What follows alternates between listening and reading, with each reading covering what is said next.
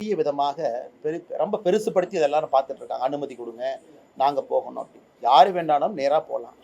ஒரு இன்ஃபர்மேஷன் குடுத்துட்டு, தொண்டர்கள்ட்ட சொல்லிட்டு, நேரடியா இந்த இடத்துக்கு போறோம்ன்னு சொல்லிட்டு போலாம். அதனால் என்னை பொறுத்தவரை ஒரு டிஜிபி அலுவலகத்துல பாதுகாப்பு கேட்க வேண்டிய அவசியம் தமிழ்நாட்டுல இல்லைன்னு நான் பார்க்குறேன். ஏன்னா, தமிழ்நாட்டை விட்டுக் கொடுக்க முடியாதுங்க. நம்முடைய தாய் திருநாட்டை எப்போதும் விட்டுக் கொடுக்க முடியாது. எங்கே வேண்டுமானாலும், எந்த நேரத்துல யாரு வேண்டுமானாலும் நம்முடைய தமிழ்நாட்டுல எந்த பகுதிக்கு போலாம்.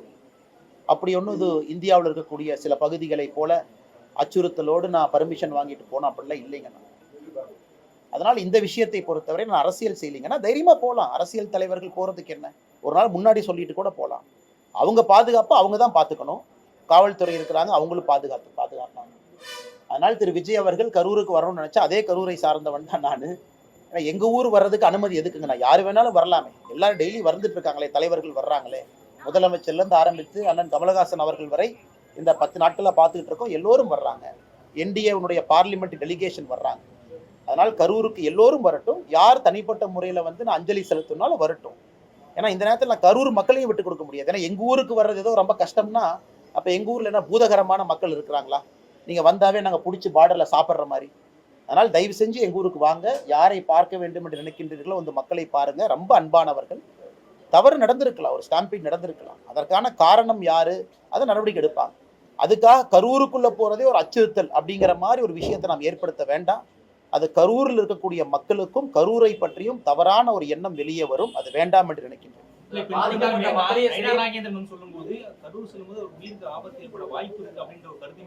நான் மாநில தலைவர் நயினார் நாகேந்திரன் பேசுனதை நான் கவனிக்கலைங்கன்னா ஐம் சாரி.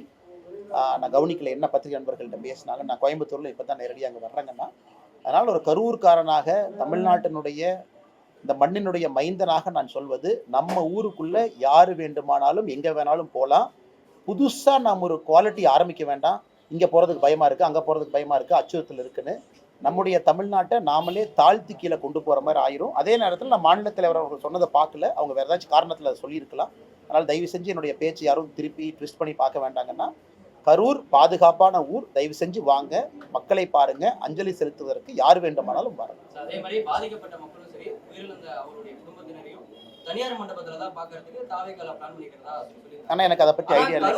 கரூர் மாவட்ட காவல்துறை சார்பில் என்ன சொல்லியிருக்காங்க அப்படின்னா, கட்சியினுடைய தலைவர் விஜய் வந்து செல்லக்கூடிய பாதை, கரூர் எங்க வந்து இறங்குறாரு, எந்த வழியா கரூருக்கு வராரு, எத்தனை பேர் உங்க கூட வர போறாங்க, எத்தனை கார்ல வர போறீங்க, பாதிக்கப்பட்ட குடும்பத்தினர்ல இருந்து எத்தனை மக்கள் பங்கேற்க போறாங்க, எந்த இடம் அப்படின்றது குறிப்பா ஒரு வாரத்துக்கு முன்னாடியே நீங்க கொடுத்துதான் அனுமதி கேட்கணும் அப்படின்ற மாதிரியான நிறைய நிபந்தனைகள் வச்சிருக்காங்கன்னு சொல்லியிருக்காங்க. அண்ணே, கரூர் மாவட்டத்துக்குள்ள ஒரு 36 குடும்பங்கள் இருக்கிறாங்க பாதிக்கப்பட்டவர்கள். இந்த விஷயத்துல கொஞ்சம் பேர் காங்கேயத்தில் இருக்கிறாங்க, கொஞ்சம் பேர் தாராபுரம், ஒட்டஞ்சத்திரம். இறந்து போன 41 பேர் குடும்பம் பார்த்தீங்கன்னா, அதில் கரூர் நகரத்துக்குள்ள 80% இருக்கிறாங்க. வெளியே கொஞ்சம் போகணும், 20 கிலோமீட்டர் தொலைவில் எல்லாமே இருக்கிறாங்க. அதனால் எனக்கு தெரியவில்லை காவல்துறையும் இது எதுக்கு இவ்வளவு இது பண்றாங்க அப்படின்னுங்கன்னா. யார் வேண்டாமாலும் வரலாம். மக்கள் வெளியே இருக்கிறாங்க, கிராமத்தில் இருக்கிறாங்க, நகரத்துக்குள்ள எல்லாமே இருக்கிறாங்க. வருகின்ற பொழுது அவங்க போற பாதை தெரியும். யார் வீட்டுக்கு வேணாலும் போட்டும். கூட்டம் கூடுனாலும் கூட எல்லாம் அமைதியாக தான் இருப்பாங்க. ஏன்னா நாம் என்ன சாவு வீட்டுக்கு போறோம், இறந்து போன வீட்டுக்கு போறோம். யாரோ ஒரு மனிதர் இறந்திருக்கின்றார்கள், அஞ்சலி செலுத்துவதற்கு போறாங்க. மக்களுக்கு தெரியும், மக்கள் எல்லோருக்கும் தரம் தெரியும், அந்த இடத்துல எப்படி நடந்துக்கணும், யாரை பார்க்கணும். அதனால இதை காவல்துறையும் ஏன் பெரிதுபடுத்துறாங்கன்னு தெரியல. இங்க பாருங்க, அங்க பாருங்க, எத்தனை பேர் வர்றாங்க, எத்தனை கார் வரும்னு. ஆனா தமிழகத்துக்கு ஒரு கலாச்சாரம் இருக்குன்னு, அரசியலை விட்டுலாங்கன்னு ஒரு கலாச்சாரம் இருக்கு. நம்ம ஊருடைய கலாச்சாரம் என்ன?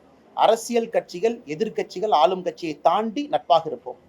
அதெல்லாம் தாண்டி எந்த ஊரை யாரும் விட்டு கொடுக்க மாட்டோம். ராமநாதபுரத்தை விட்டு கொடுக்க மாட்டோம், கரூரை விட்டு கொடுக்க மாட்டோம், கோயம்புத்தூரை விட்டு கொடுக்க மாட்டோம். இப்ப நடக்கக்கூடிய செய்தி எல்லாம் பார்த்தா கரூர்ல ஏதோ 2 பூதம் இருக்கு, உள்ள வந்து அந்த பூதம் கடிச்சு சாப்பிட்டுங்கிற மாதிரி தான் நான் செய்தியை பார்க்கறேன். அதனால தயவு செஞ்சு எங்க ஊருக்கு வாங்க, யாரை வேண்டுமானாலும் சந்தியுங்க. காவல்துறையும் எதற்காக இதை பெரிதுபடுத்தி பேசுறான்னு எனக்கு தெரியலங்க.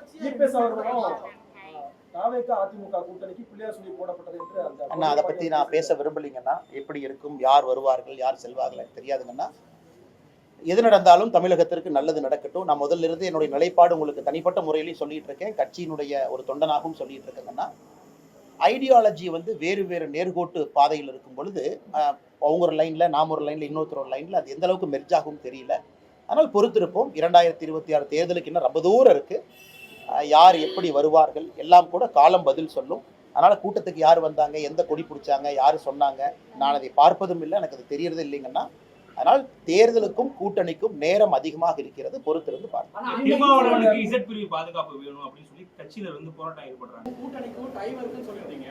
ஆனா நேற்று நடைபெற்ற அதிமுக பரப்புரை கூட்டத்துல தாவேகா கொடி பார்த்ததுக்கு கூட்டணி பிள்ளையார் சொல்லின்னு சொல்லியிருந்தாப்படி அந்த பிள்ளையார் சொல்லி வந்து பாஜக கூட்டங்களை பிரதிபலிக்க வாய்ப்பு இருக்கா? அண்ணன், நான் தேசிய ஜனநாயக கூட்டணியினுடைய தலைவர்னா கிடையாதுங்கண்ணா, நான் முதலமைச்சர் வேட்பாளர் இல்லைங்கண்ணா. அதனால் சம்பந்தப்பட்டவர்கள் இதை பற்றி பேசுவாங்க. நீங்கள் கிட்ட சொன்னதுக்கு பொதுப்படையான கருத்து நான் சொல்லியிருக்கிறேங்கன்னா, மாநில தலைவர் நயினார் நாகேந்திரன் அண்ணங்கிட்ட அதை கேளுங்க, அல்லது எடப்பாடி அண்ணங்கிட்ட கேளுங்க. என்னை பொறுத்தவரை தேர்தலுக்கு இன்னும் காலம் இருக்கிறது, பொறுத்திருக்கும். இன்றைய